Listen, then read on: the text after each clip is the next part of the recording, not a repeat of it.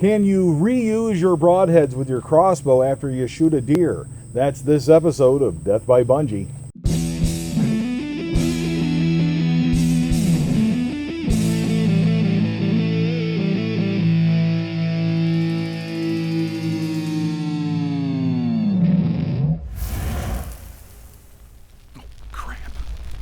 The short answer about whether you can reuse your broadheads after you've used them while hunting is yes. Generally speaking, I have done that a lot. I have done it with a fixed broadhead like this. I have done it with a mechanical broadhead such as the X-Act that I currently use now.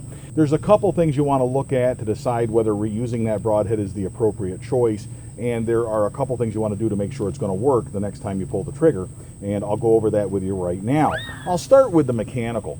When you have a mechanical broadhead like I use, the X-Act from Excalibur, a little broadhead like this, it's a 3-blade. This one has been used earlier this year at a woodchuck. There's a few things you want to look at. Look at your chisel tip or your blade if you have a bladed tip broadhead.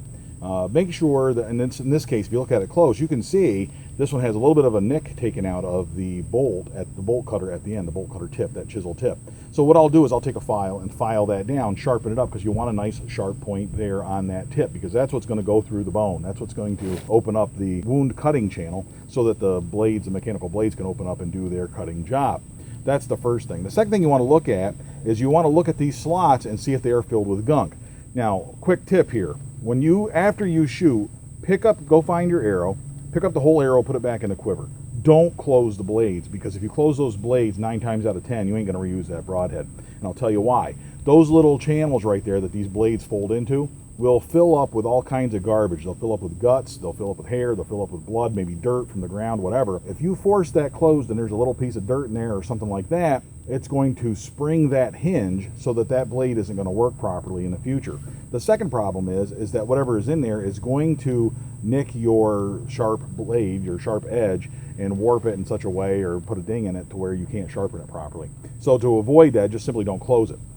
Instead, what I do is I take it home, I soak it in water overnight if it's full of junk there, and then the next day I get a little X-Acto knife out and I clean those channels out really, really clear, as well as the rest of the broadhead, to make sure that there is no residue left on it from the animal that I previously shot. Once you've done that, then you can go ahead and close these blades and make sure those blades are going to close nice. And the next thing to look at is, let's look at those blades and make sure they close properly. And do they wiggle? If I look at them, do they look like there's a little bit of play in those hinges or not? If there's no play in the hinges, then I'm fine. The only thing left to do is sharpen these broadheads and they're ready to go. To sharpen those broadheads, you're just going to open them up and you're going to run a knife sharpener over them. There's no reason at all why that won't work. And then we're just going to do our little rubber band trick to make sure that the blades are sharp.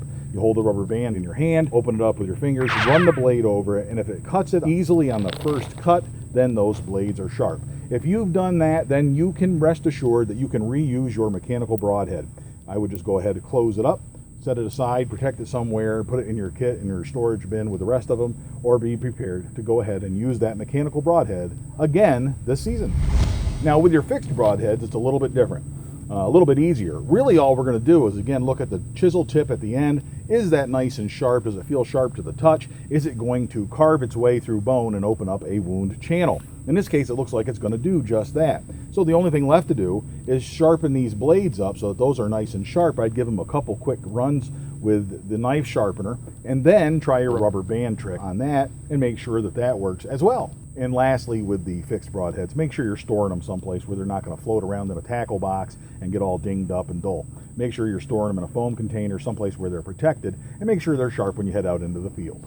Now, if you follow those steps, you should be able to reuse your mechanical or reuse your fixed broadhead just fine this season. Now, I have reused my fixed broadheads a couple of times on deer with no problems, but then I came to a point where I switched to mechanicals. With the mechanicals, I usually find that after about the second or third deer, I think the most I've ever shot is, I think I've had 2 different broadheads that I've shot 3 deer on each of those 2 broadheads with for the mechanicals.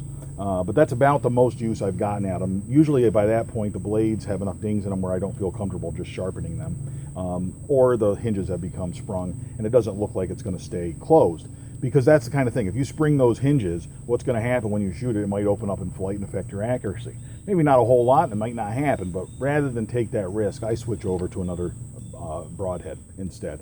So you probably can use these quite a bit as long as they still look like they're in good shape and staying sharp, the fixed broadheads. With the mechanicals, probably 2 or 3 deers the most I would push it. I hope you find that helpful. I hope you like this episode of Death by Bunjie. Subscribe if you haven't done so already to catch all of our future episodes. Like our Facebook page for more Death by Bunjie action there.